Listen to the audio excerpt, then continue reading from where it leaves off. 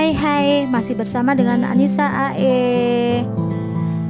Di part kali ini menceritakan bagaimana Sasa yang pulang ke rumah. Ternyata di sana udah ada Gus Rizky loh. Ngapain sih Gus Rizky ke rumahnya Sasa? Daripada penasaran, jangan lupa langsung subscribe, like, komen, dan share ke teman-teman kalian semuanya. Selamat mendengarkan ya.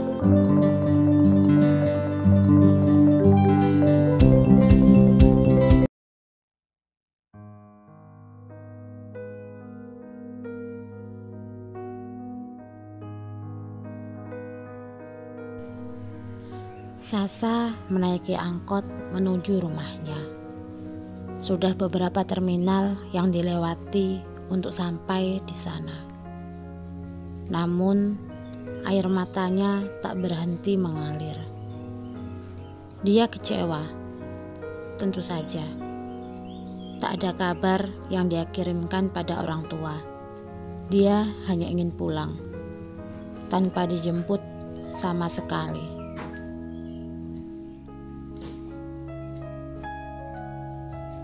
Dipandanginya lalu lalang kendaraan, mulai dari sepeda sampai dengan mobil mewah.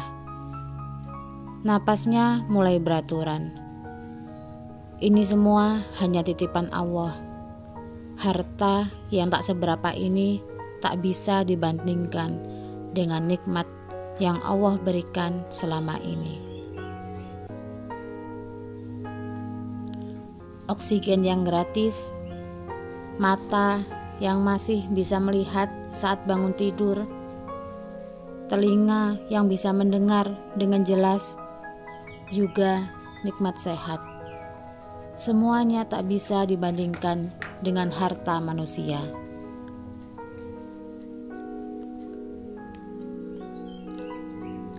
Bayangkan jika salah satu organ tubuh tidak berfungsi dengan baik. Berapa juta uang yang harus dikeluarkan untuk itu semua? Tak cukup 1-2 juta. Bisa jadi puluhan juta. Belum lagi dengan organ dalam yang membuat manusia wajib mensyukuri semuanya. Fabi ayyi ala'i rabbikuma tukadziban. Maka nikmat Tuhanmu yang manakah yang kamu dustakan? Tiba-tiba mulut Sasa melafalkan ayat yang banyak tersebar di dalam Al-Quran, khususnya pada surah Ar-Rahman. Air matanya menetes pelan. Ya, nikmat mana yang dia dustakan? Apalagi saat ini dia punya nikmat bisa menghafalkan Al-Quran dengan cepat. Tak semua orang bisa melakukan hal itu. Juga cinta yang timbul di hatinya saat ini untuk Gus Rizky yang tiba-tiba hadir. Itu pun kenikmatan yang Allah berikan. Walau kenyataannya nanti lelaki itu bukan jodohnya. Sasa segera menghapus air mata yang menetes saat melihat jalan yang dihafalnya. Jalan menuju rumahnya.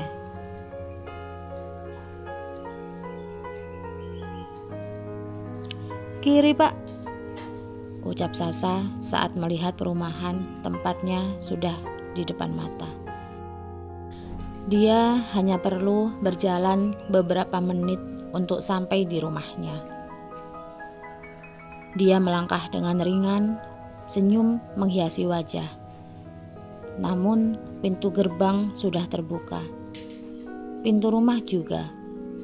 Apalagi dilihatnya sebuah mobil terparkir di halaman. Pertanda jika saat itu sedang ada tamu di dalam rumah.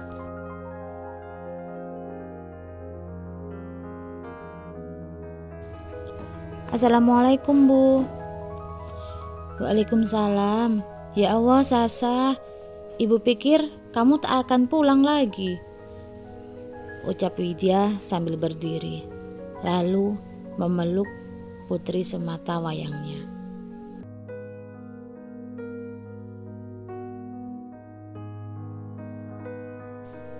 Sasa kangen, ucap Sasa pelan memeluk ibunya balik. Sasa segera menuju ayahnya saat lelaki itu tengah duduk sambil merentangkan tangan. Ayah, tambah ndut aja nih.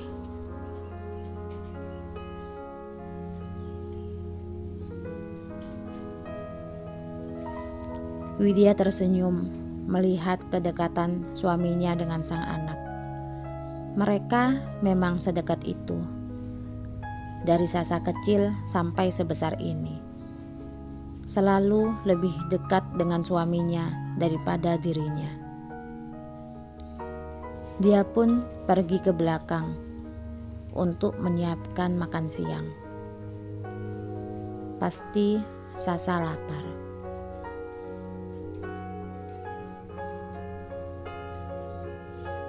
Atmaja tertawa. Perutnya memang mulai membuncit saat dia sudah jarang ke kantor. Kebetulan nih, temen kamu datang loh, ucap Atmaja sambil menunjuk ke arah lelaki yang tersenyum melihat kedatangan Sasa.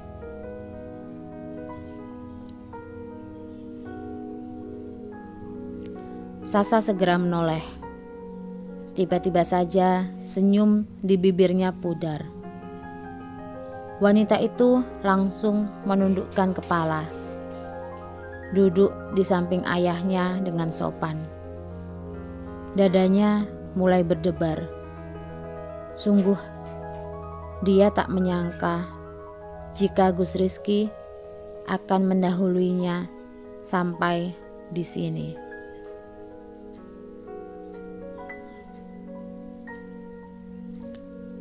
Sudah lama? Tanya Sasa pelan setelah beberapa saat mereka terdiam. Mungkin setengah jam, jawab Gus Rizky sambil memandang Sasa yang terus menunduk. Nak Rizky ini baik banget loh.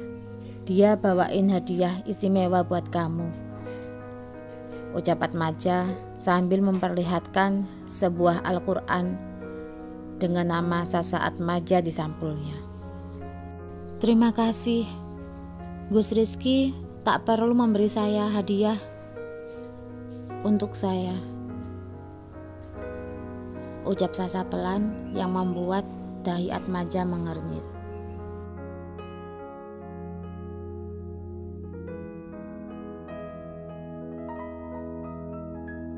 Gus Rizky?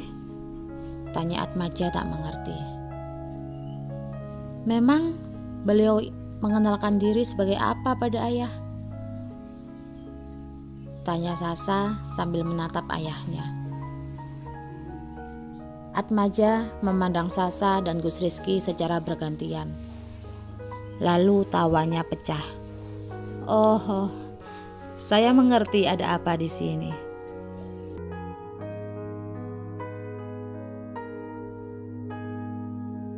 Lelaki itu pernah muda. Dia tahu apa yang dirasakan oleh anak muda di depannya pada putri kesayangan. Sebagai seorang Gus, pasti bisa mengetahui alamat santriwati dari data di kantor. Apalagi Gus Rizky datang tanpa mengenalkan dirinya sebagai Gus. Hanya berkata bahwa dia adalah teman Sasa.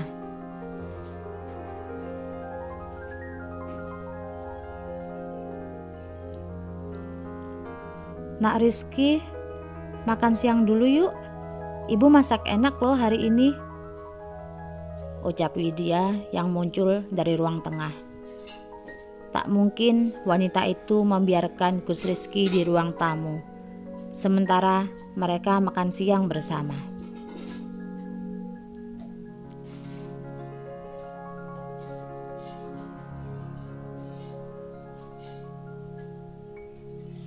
Atmaja langsung mengajak Gus Rizky bergabung dengan mereka di ruang makan. Lelaki yang mengenakan kemeja dan celana bahan itu tak bisa menolak. Apalagi Atmaja berjanji akan menceritakan masa kecil Sasa.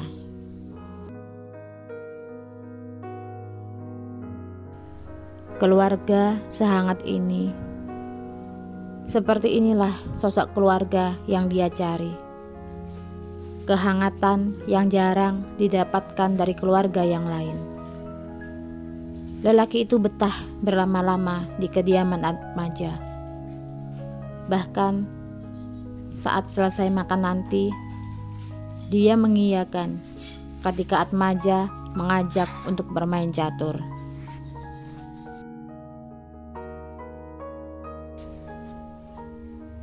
"Kenapa dari tadi diam saja? Biasanya kamu yang paling ramai," tanya Atmaja pada Sasa yang hanya mengaduk-ngaduk makanannya. Tidak seperti biasa, Sasa yang suka makan itu langsung kehilangan nafsu makan. Padahal biasanya jika pulang dari pesantren, wanita itu malah menambah porsi makannya 2 kali lipat.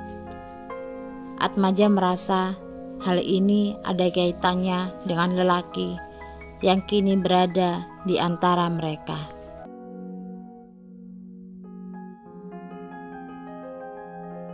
"Sasa sedang tak enak badan ya," ucap Sasa sambil menunduk.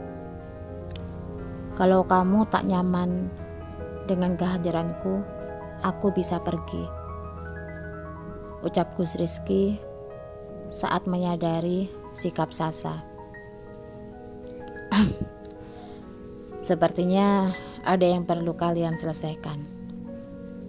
Ayah dan ibu ada di ruang sebelah," ucap Atmaja sambil mendorong kursinya.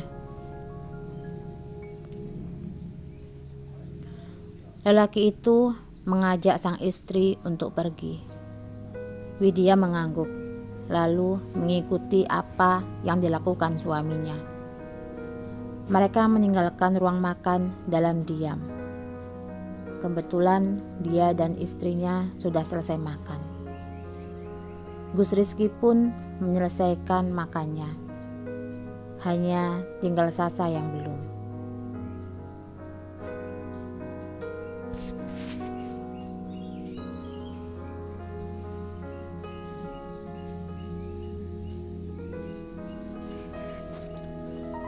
"Kenapa jenengan kesini, Gus?"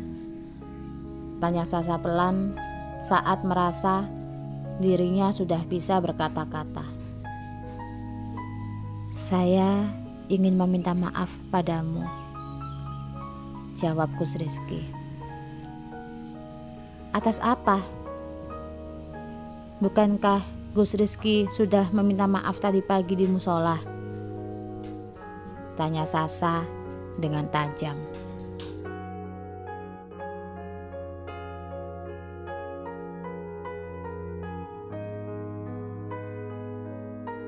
Wanita itu tak pernah menyangka bahwa Gus Rizky akan datang ke sini.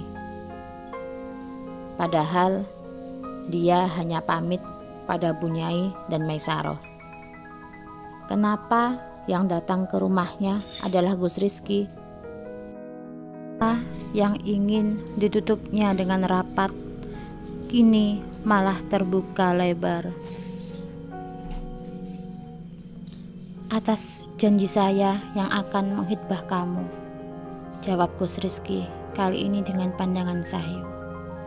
Lelaki itu melihat luka yang dalam di hati wanita pujaan. Dia tahu jika kesalahan itu memang darinya. Datang dan tiba-tiba langsung memberikan janji yang tinggi. Namun tak ada niat untuk membuat Sasa terluka. Dia juga baru tahu jika ternyata sang ibu telah memilih Maisaroh sebagai pendamping nanti.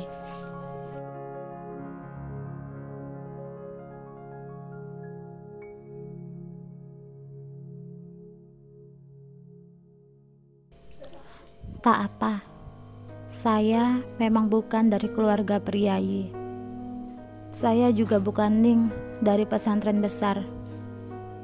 Terlebih, saya juga seorang janda. Berbeda dengan Mbak Maisaroh. Ucap Sasa dengan nada menekan pada tiap kalimat yang diucapkan. Bukan seperti itu maksud saya, ucap Gus Rizky. Tak ingin ada kesalahpahaman di antara mereka. Bahkan dia berniat menghitbah Sasa saat sudah mengetahui bahwa wanita itu adalah janda. Jadi tak ada alasan untuk memilih janda atau perawan. Hatinya merasa nyaman. Hanya itu yang dia rasa saat mendengar suara Sasa. Apalagi jika bersamanya. Rasanya berbeda dengan jika bersama Maisaroh. Sasa membuat hatinya bisa lebih berwarna.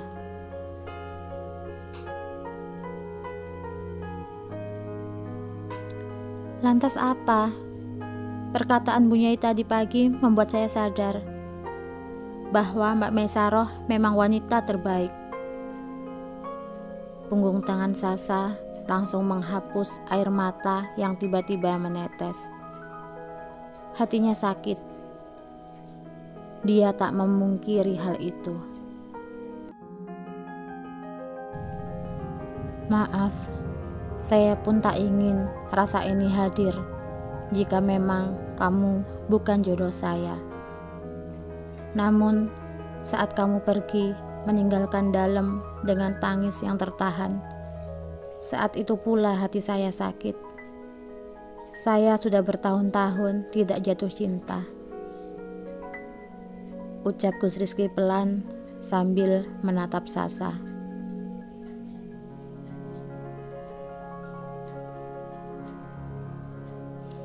Sayangnya Sasa tetap menunduk, sehingga tak melihat kesungguhan yang diucapkan oleh lelaki yang berada di seberang meja. Wanita itu terus mengusap air mata yang menetes satu persatu. Dia juga tak ingin mencintai lelaki yang salah. Sudah cukup dia mencintai Brahma yang ternyata dibalas dengan pengkhianatan. Kali ini dia tak ingin salah, juga tak ingin membuat masalah. Maafkan saya, Gus.